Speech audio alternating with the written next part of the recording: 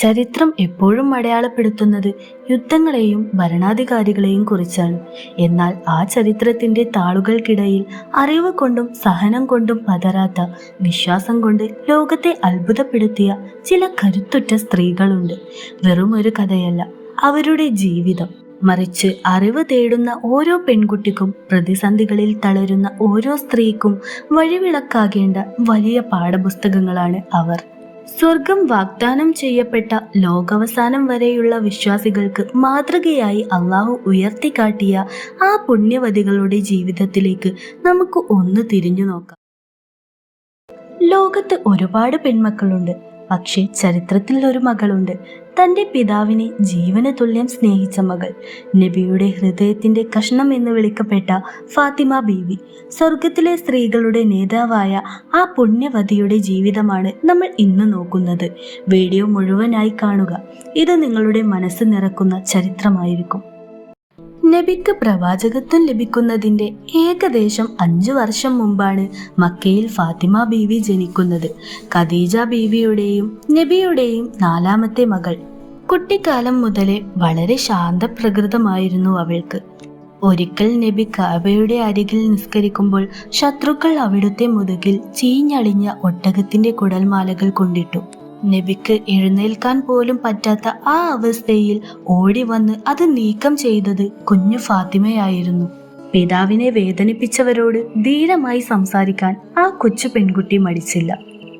നബിക്ക് ഫാത്തിമയോട് പ്രത്യേകമായ ഒരു സ്നേഹമുണ്ടായിരുന്നു. അവിടുന്ന് പറയുമായിരുന്നു, ഫാത്തിമ എൻ്റെ ശരീരത്തിന്റെ ഭാഗമാണ്. അവളെ ആര് വേദനിപ്പിക്കുന്നുവോ അവർ എന്നെ വേദനിപ്പിക്കുന്നതിന് തുല്യമാണ്. യാത്ര പോകുമ്പോൾ നബി അവസാനം യാത്ര ചോദിക്കുന്നത് ഫാത്തിമയോടായിരിക്കും. തിരിച്ചു വരുമ്പോൾ ആദ്യം കാണുന്നതും ഫാത്തിമയെ ആയിരിക്കും. ഫാത്തിമ മുറിയിലേക്ക് വരുമ്പോൾ നബി എഴുന്നേറ്റ് നിന്ന് അവരെ സ്വീകരിക്കുകയും തൻ്റെ സീറ്റിൽ ഇരുത്തുകയും ചെയ്യുമായിരുന്നു. അലിയുമായുള്ള ഫാത്തിമ ബീവിയുടെ വിവാഹം വളരെ ലളിതമായിരുന്നു. സ്വർഗത്തിലെ സുന്ദരിയായിട്ടും ഭൂമിയിൽ അവർ ജീവിച്ചത് കഷ്ടപ്പാടുകൾക്കിടയിലായിരുന്നു. സ്വന്തം കൈകൊണ്ട് ആട്ടുകല്ലിൽ മാവരച്ച് അവരുടെ കയ്യിൽ തഴമ്പുകൾ വീണിരുന്നു. കിണറ്റിൽ നിന്ന് വെള്ളം കോരി ചുമലിൽ പാടുകൾ ഉണ്ടായിരുന്നു. ഒരിക്കൽ ജോലിക്ക് സഹായത്തിനായി വേലക്കാരനെ ചോദിച്ച ഫാത്തിമാക്ക് നബി നൽകിയത് സുബ്ഹാനല്ലാ, അൽഹംദുലില്ലാ, അല്ലാഹു അക്ബർ എന്നിങ്ങനെയുള്ള ദിക്റുകളായിരുന്നു. ജോലിക്കാരനേക്കാൾ ഉത്തമം അല്ലാഹുവിനെ സ്മരിക്കുന്നതാണെന്ന് നബി മകളെ പഠിപ്പിച്ചു.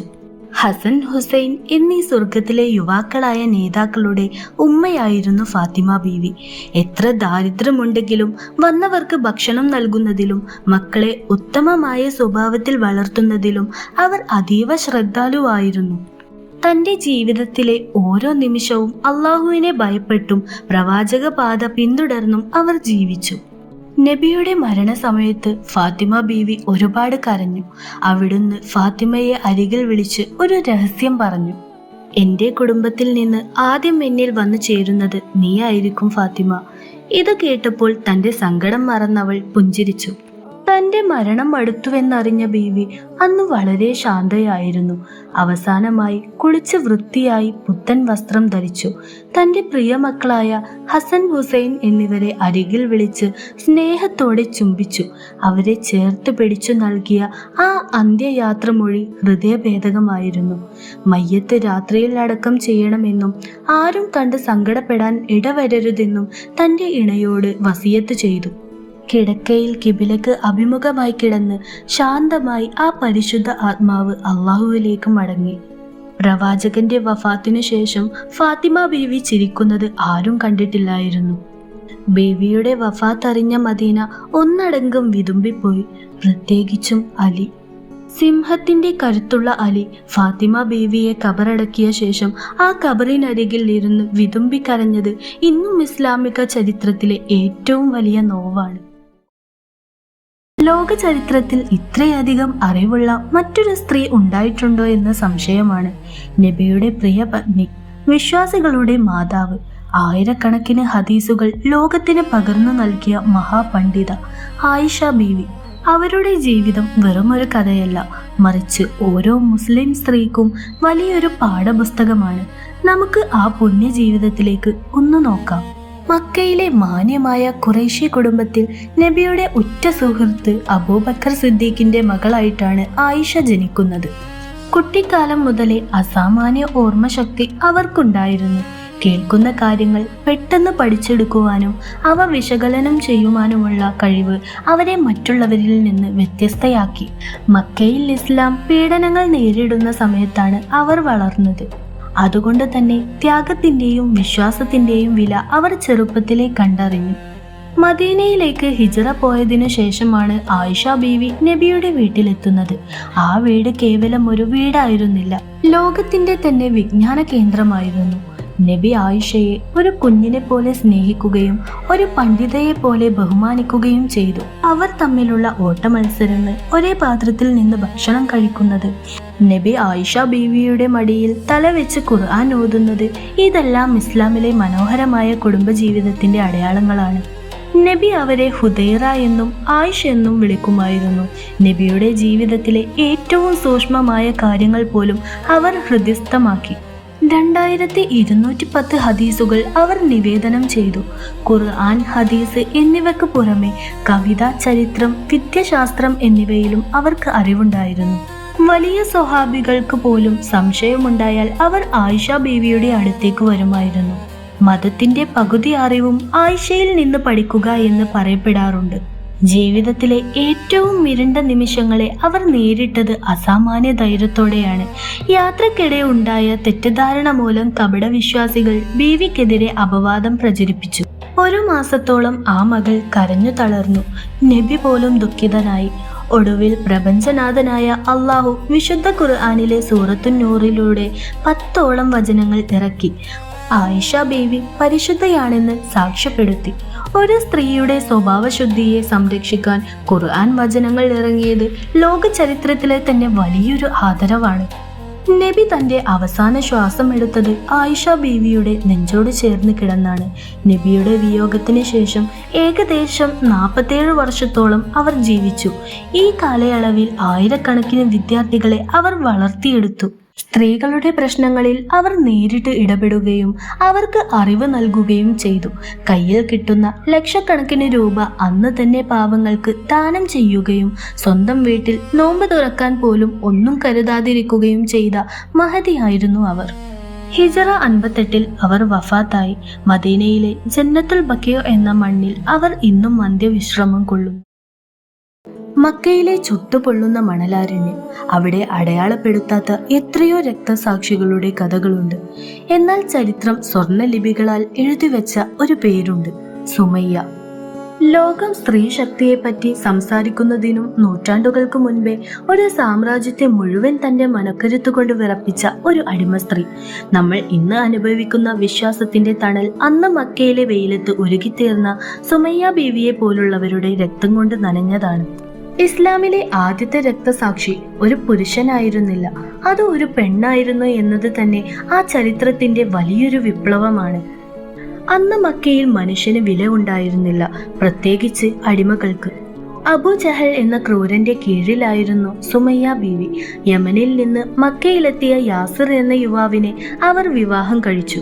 അവർക്ക് അമ്മാർ എന്നൊരു മകൻ ജനിച്ചു. ആ കാലഘട്ടത്തെക്കുറിച്ച് ഒന്ന് ആലോചിച്ചു നോക്കൂ. സ്വന്തമായി ഒരു തീരുമാനമെടുക്കാൻ പോലും അവകാശമില്ലാത്ത ജന്മങ്ങൾ.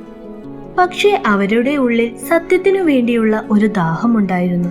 ആ ദാഹമാണ് അവരെ പ്രവാചകൻ മുഹമ്മദ് നബിയുടെ സന്നിധിയിൽ എത്തിച്ചത്. മകൻ അമ്മാറാണ് ആദ്യം ആ സത്യസന്ദേശം കേട്ടത്. അദ്ദേഹം അത് ഉമ്മയോട് പറഞ്ഞു. വിഗ്രഹങ്ങളെ ആരാധിക്കുന്ന മക്കയിൽ അള്ളാഹു ഏകനാണ് എന്ന സന്ദേശം കേട്ടപ്പോൾ സുമയ്യ ബീവിയുടെ ഉള്ളിൽ ഒരു പ്രകാശം ഉദിച്ചു. പടിയൊന്നും കൂടാതെ അവർ ഇസ്ലാം സ്വീകരിച്ചു. ഇസ്ലാമിലെ 7ാമത്തെ വിശ്വാസിയായിരുന്നു സുമയ്യ ബീവി. ഒരു വശത്ത് അബൂജഹലിനെ പോലെയുള്ള കൊടും ക്രൂരന്മാർ, മറുവശത്ത് സത്യവിശ്വാസം. അവർ തിരഞ്ഞെടുത്തത് സത്യത്തെ ആയിരുന്നു. മരണം മുന്നിൽ കണ്ടുകൊണ്ടുള്ള ആ തിരഞ്ഞെടുപ്പാണ് അവരെ ചരിത്രത്തിലെ ധീരയാക്കുന്നത്. സുമയ്യ ബീവിയും കുടുംബവും ഇസ്ലാം സ്വീകരിച്ച വാർത്ത അബൂജഹൽ അറിഞ്ഞു. അവന്റെ ക്രോധം അണപ്പൊട്ടി. അവൻ അവരെ മക്കയിലെ അബ്തഹ എന്ന മണലാരണ്യത്തിലേക്ക് വലിച്ചിഴച്ചു. ആ രംഗം ഒന്ന് സങ്കല്പിച്ചു നോക്കൂ. മണൽ തരികൾ തീക്കണൽ പോലെ തിളക്കുന്നു. സുമയ്യ ബീവിയെയും ഭർത്താവിനെയും മകനെയും ആ വെയിലത്ത് കിടത്തി. ഇരുമ്പ് കവചങ്ങൾ ധരിപ്പിച്ചു. ശരീരത്തിൽ നിന്നും മാംസം ഉരുകി മണലിൽ വീഴുവാൻ തുടങ്ങി. അബൂജഹൽ അലറിക്കൊണ്ടിരുന്നു, മുഹമ്മദിനെ തള്ളിപ്പറയൂ, വിഗ്രഹങ്ങളെ പുകഴ്ത്തൂ. പക്ഷേ ആ വൃദ്ധയായ സ്ത്രീയുടെ ചുണ്ടുകളിൽ നിന്ന് വന്നത് ഒരേയൊരു വാക്കാണ്, അഹദ് അഹദ്, അള്ളാഹു ഏകനാണ്. മകന്റെ നിലവിളി കേൾക്കുമ്പോഴും ഭർത്താവിന്റെ വേദന കാണുമ്പോഴും ആ ഉമ്മ തളർന്നില്ല. ഈ ക്രൂരതയ്ക്ക് സാക്ഷിയായി പ്രവാചകൻ നബി അവിടെ എത്തി. തന്റെ അനുയായികൾ അനുഭവിക്കുന്ന വേദന കണ്ട് നബിയുടെ കണ്ണുകൾ നിറഞ്ഞു. പക്ഷേ അവർക്ക് നൽകാൻ ഭൗതികമായ ആയുധങ്ങളൊന്നും അന്ന് നബിയുടെ കയ്യിലില്ലായിരുന്നു. പ്രവാചകൻ ഉറക്കെ വിളിച്ചു പറഞ്ഞു, യാസിർ കുടുംബമേ, ക്ഷമിക്കുക. തീർച്ചയായും നിങ്ങൾക്ക് വാഗ്ദാനം ചെയ്യപ്പെട്ടിരിക്കുന്നത് സ്വർഗമാണ്. ഈ വാക്കുകൾ കേട്ടപ്പോൾ സുമയ്യ ബീവിയുടെ മുഖത്ത് ഒരു പുഞ്ചിരി വിരിഞ്ഞു. ഭൂമിയിലെ വേദനകൾ അവർ മറന്നു. സ്വർഗത്തിലെ മാളികകൾ അവരുടെ കൺമുന്നിൽ തെളിഞ്ഞു. തന്റെ സകല പീഡനമുറകളും പരാജയപ്പെടുന്നത് കണ്ടപ്പോൾ അബൂജഹൽ ഭ്രാന്തമായി ചിരിച്ചു.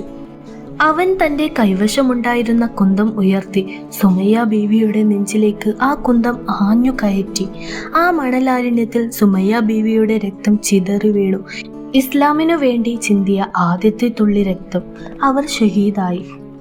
തന്റെ വിശ്വാസം സംരക്ഷിക്കാൻ വേണ്ടി ജീവൻ നൽകിയ ആ പെൺകരുത്ത് അബൂൽ ജഹലിനെ തോൽപ്പിച്ചു കളഞ്ഞു. സുമയ്യ ബീവി വഫാത്തായത് ഒരു തോൽവിയായിട്ടല്ല, മറിച്ച് വലിയൊരു വിജയമായിട്ടാണ്. വർഷങ്ങൾക്ക് ശേഷം ബദർ യുദ്ധത്തിൽ അബൂൽ ജഹൽ കൊല്ലപ്പെട്ടപ്പോൾ നബി അമ്മാറിനോട് പറഞ്ഞു, അള്ളാഹു നിന്റെ ഉമ്മയുടെ കൊലപാതകിയോട് പകരം വീട്ടിക്കഴിഞ്ഞു. നമ്മുടെ ജീവിതത്തിൽ ചെറിയ പ്രതിസന്ധി വരുമ്പോഴേക്കും തളർന്നു പോകുന്നവരാണ് നമ്മൾ. എന്നാൽ സുമയ്യ ബീവിയുടെ ചരിത്രം നമ്മോട് പറയുന്നത് സത്യത്തിനു വേണ്ടി നിൽക്കുമ്പോൾ മരണം പോലും ഒരു ആഘോഷമാണെന്നാണ്. നിങ്ങൾ കേട്ടിട്ടുണ്ടോ, അധികാരത്തിന്റെ ഉച്ചിയിൽ നിൽക്കുന്ന ഫിർഔൻ എന്ന ഏകാധിപതിയുടെ പ്രിയതമ, സ്വർണവും വെള്ളിയും കൊണ്ട് നിർമ്മിച്ച കൊട്ടാരത്തിലെ രാജ്ഞി, ലോകത്തെ സകല സുഖ സൗകര്യങ്ങളും തന്റെ കാൽ കീഴിലുണ്ടായിട്ടും അള്ളാഹുവിനോട് പ്രണയത്തിനു വേണ്ടി ആ കനക സിംഹാസനം വലിച്ചെറിഞ്ഞവൾ ആരായിരുന്നു? ആസിയ ബീവി. കേവലം ഒരു രാജകുമാരിയായിരുന്നു അവർ? അല്ല. പരീക്ഷണങ്ങളുടെ തീച്ചൂളയിൽ വെന്തുരുകുമ്പോഴും പുഞ്ചിരിയോടെ സ്വർഗം കൊതിച്ചവൾ. സ്വന്തം ഭർത്താവിന്റെ പീഡനമുറകൾക്ക് മുന്നിൽ മുട്ടുമടക്കാത്ത വിപ്ലവക്കാരി. വിശ്വാസികൾക്ക് മാതൃകയായി അള്ളാഹു ഖുർആനിലൂടെ ലോകത്തിന് കാണിച്ചു കൊടുത്ത ആ മഹദിയുടെ കണ്ണീരും കരുത്തും കലർന്ന ജീവിതം നമുക്ക് നോക്കാം. ഇതാണ് ചരിത്രമുറങ്ങുന്ന നൈൽ നദിയുടെ തീരത്ത് വിരിഞ്ഞ ആ സ്വർഗീയ പുഷ്പത്തിന്റെ കഥ. നൈൽ നദിയുടെ തീരത്ത് അഹങ്കാരം കൊണ്ട് ഗോപുരങ്ങൾ തീർത്ത ഒരു സാമ്രാജ്യം ഉണ്ടായിരുന്നു, പുരാതന ഈജിപ്ത്. അവിടെ ഫിർഔൻ എന്നറിയപ്പെട്ടിരുന്ന വലീദ് ബിൻ മുസ്അബ് ഭരണം നടത്തിയിരുന്നു. അവൻ വെറും ഒരു രാജാവായിരുന്നില്ല, താനാണ് ലോകത്തിന്റെ രക്ഷിതാവ് എന്ന് പ്രഖ്യാപിച്ച അഹങ്കാരിയായിരുന്നു. അവന്റെ വാക്കിന് മറുവാക്കില്ലായിരുന്നു. ആജ്ഞ ലംഘിക്കുന്നവരെ അവൻ ക്രൂരമായി കൊന്നൊടുക്കി. ഇത്രയും വലിയ ക്രൂരന്റെ കൊട്ടാരത്തിലാണ് സ്നേഹത്തിന്റെ പ്രകാശമായ ആസിയ ബീവി രാജ്ഞിയായി വാണിരുന്നത്. അവർ വെറും ഒരു ഭാര്യ ആയിരുന്നില്ല, ഫിർഔന്റെ തീരുമാനങ്ങളെപ്പോലും സ്വാധീനിക്കാൻ കഴിയുന്ന വ്യക്തിത്വമായിരുന്നു. എന്നാൽ അവന്റെ വികലമായ ചിന്തകളോട് അവർക്ക് ഉള്ളാലെ വിയോജിപ്പായിരുന്നു. ആൺകുട്ടികളെയെല്ലാം ഫിർഔൻ കൊന്നൊടുക്കുന്ന കാലം. അപ്പോഴാണ് നൈൽ നദിയിലൂടെ ഒരു കൊച്ചു പെട്ടി ഒഴുകി വരുന്നത് ആസിയ ബീവി കാണുന്നത്. പെട്ടി തുറന്നപ്പോൾ അതിൽ പ്രകാശമുള്ള ഒരു കുഞ്ഞ്. ആ കുഞ്ഞിനെ കണ്ടപ്പോൾ ആസിയ ബീവിയുടെ ഉള്ളിൽ ഒരു മാതൃവാത്സല്യം അണപൊട്ടിയൊഴുകി. ഫിർഔൻ ആ കുഞ്ഞിനെ കൊല്ലാൻ വാളോങ്ങിയപ്പോൾ ആസിയ ബീവി അവന്റെ മുൻപിൽ നെഞ്ചു വിരിച്ചു നിന്നു. ഇവൻ നിന്റെയും എന്റെയും കൺകുളിർമയാണ്, ഇവനെ കൊല്ലരുത് എന്ന് അവർ തീർത്തു പറഞ്ഞു. ഫിർഔൻ എന്ന ഏകാധിപതിയെ പോലും തന്റെ സ്നേഹം കൊണ്ട് നിശബ്ദനാക്കാൻ അവർക്ക് കഴിഞ്ഞു. ആ കുഞ്ഞ് ആ കൊട്ടാരത്തിൽ വളർന്നു. ശത്രുവിന്റെ കോട്ടയ്ക്കുള്ളിൽ തന്നെ ശത്രുവിനെ വളർത്താൻ അള്ളാഹു തിരഞ്ഞെടുത്തത് ആസിയ ബീവിയുടെ കരങ്ങളായിരുന്നു. മൂസാ നബി വലുതായി പ്രവാചകനായി മടങ്ങി വന്നു. അദ്ദേഹം അള്ളാഹുവിന്റെ സന്ദേശം എത്തിച്ചപ്പോൾ കൊട്ടാരത്തിലെ ആഡംബരങ്ങളെക്കാൾ സത്യത്തിനാണ് വിലയെന്ന് ആസിയ ബീവി തിരിച്ചറിഞ്ഞു. അവർ രഹസ്യമായി വിശ്വസിച്ചു. ഫിർഔന്റെ മകളുടെ മുടി ചെയ്യുന്ന മാഷിത്വ എന്ന സ്ത്രീയെയും മക്കളെയും ഫിർഔൻ ക്രൂരമായി കൊല്ലുന്നത് ആസിയ ബീവി കണ്ടു. ആ സ്ത്രീ തന്റെ വിശ്വാസത്തിനു വേണ്ടി ജീവൻ നൽകുന്നത് കണ്ടപ്പോൾ ആസിയ ബീവിയുടെ ഉള്ളിലെ ഭയം മാറി. അവർ തന്റെ വിശ്വാസം പരസ്യമാക്കാൻ തീരുമാനിച്ചു. ഫിർഔൻ ഇതറിഞ്ഞു. തന്റെ ഭാര്യ തന്നെ തള്ളി പറയുന്നത് അവന് സഹിക്കാനായില്ല. അവൻ അവരെ വിളിച്ചു വരുത്തി. നീയും ആ മൂസയുടെ ദൈവത്തിൽ വിശ്വസിക്കുന്നുവോ എന്നവൻ അലറി. അതെ, എന്റെയും നിന്റെയും റബ്ബ് അള്ളാഹുവാണ് എന്ന് അവർ ഉറക്കെ വിളിച്ചു പറഞ്ഞു. ഫിർഔൻ അവരെ മരുഭൂമിയിലെ കൊടും വെയിലിൽ കൊണ്ടുപോയി കെട്ടിയിട്ടു. കൈകാലുകളിൽ ആണിയടിച്ചു. ശരീരത്തിനു മുകളിൽ വലിയൊരു പാറക്കല്ല് കയറ്റിവെച്ചു. എന്നിട്ടും ആ നാവിൽ നിന്ന് അള്ളാഹു എന്നല്ലാതെ മറ്റൊന്നും വന്നില്ല. മരണത്തോട് അടുക്കുമ്പോഴും ആസിയ ബീവി ചിരിക്കുകയായിരുന്നു. ഫിർഔൻ അത് കണ്ട് അമ്പരന്നു. ഇത്രയും വേദനിപ്പിക്കുമ്പോഴും അവൾ എന്തിനാണ് ചിരിക്കുന്നത് എന്ന് അവൻ ചോദിച്ചു. ആസിയ ബീവി അപ്പോൾ കണ്ടത് സ്വർഗമായിരുന്നു. അവർ അള്ളാഹുവോട് പ്രാർത്ഥിച്ചു, എന്റെ റബ്ബേ, നിന്റെ അടുക്കൽ സ്വർഗത്തിൽ എനിക്കൊരു വീട് പണിതു തരണമേ. ആ പ്രാർത്ഥന കഴിഞ്ഞതും അള്ളാഹു സ്വർഗ കവാടങ്ങൾ അവർക്കായി തുറന്നു കൊടുത്തു. പാറക്കല്ല് അവരുടെ ശരീരത്തിൽ വീഴുന്നതിനു മുൻപേ അള്ളാഹു അവരുടെ ആത്മാവിനെ ഏറ്റുവാങ്ങിയിരുന്നു. ലോകത്തിലെ ഏറ്റവും വലിയ ഏകാധിപതിയുടെ ഭാര്യയായിട്ടും സ്വർഗത്തിലെ ഏറ്റവും വലിയ പദവി അവർ നേടിയെടുത്തു. കൊട്ടാരത്തിലെ രാജ്ഞിയായിരുന്നിട്ടും അവർക്ക് അഹങ്കാരമില്ലായിരുന്നു. ഫിർഔനെ പോലൊരു ക്രൂരനെ തിരുത്താൻ ശ്രമിച്ച ധീര വനിതയായിരുന്നു അവർ. ആരാണ് നമ്മുടെ കൂടെയുള്ളത് എന്നതല്ല, നമ്മുടെ ഉള്ളിൽ എന്തുണ്ട് എന്നതാണ് പ്രധാനം. ഫിർഔന്റെ കൂടെയായിട്ടും അവർ സ്വർഗം നേടി.